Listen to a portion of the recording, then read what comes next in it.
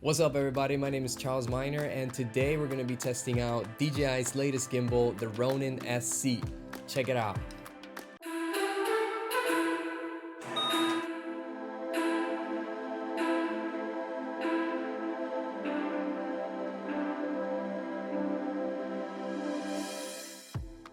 Alright, so let's start out with the unboxing.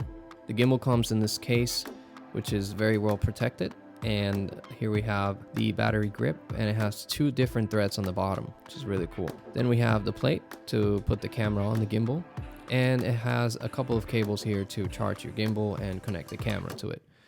Then we have the tripod to set your gimbal down and balance it. Then we have this phone holder right here. It matches perfectly with the gimbal. And of course, we have the actual gimbal right here, the Ronin-SC. Look how small it gets when you break it down.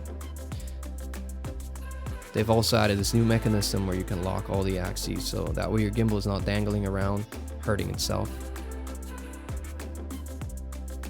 Okay, so here I am trying to balance the A7 III with the Tamron 28-75 lens, and I was actually able to balance it. The only issue is that I had to remove the eyepiece because it would hit the back motor. Now, after balancing, I went ahead and I did some balance adjustments as well. Now, if you did the balancing right, you will get excellent results. And then you can also go into the motor parameters and do some auto tuning as well.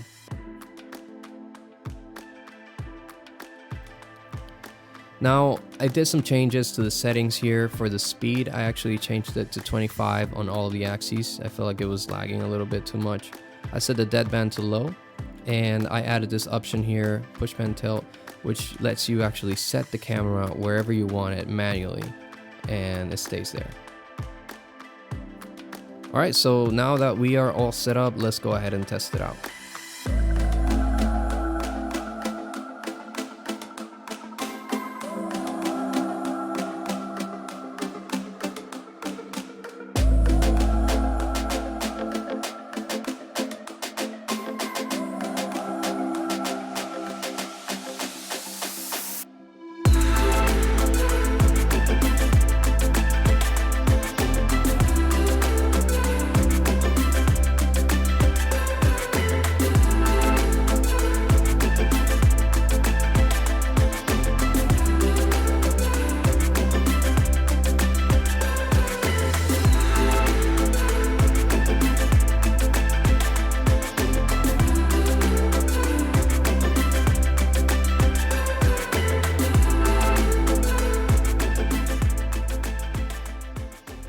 So after balancing my camera with the phone on top, I was ready to test out the active track feature.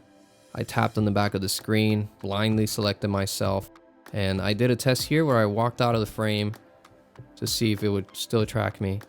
And when I walked back in, it picked me back up and it kept tracking me. So I was really happy about that. Here's another test where you can see it in action.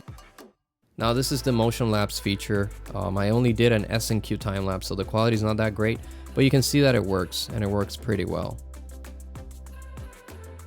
Alright, so after testing this gimbal for a little bit, it is definitely an upgrade for me from the Crane Plus, so I will keep it. I love how it feels in my hand.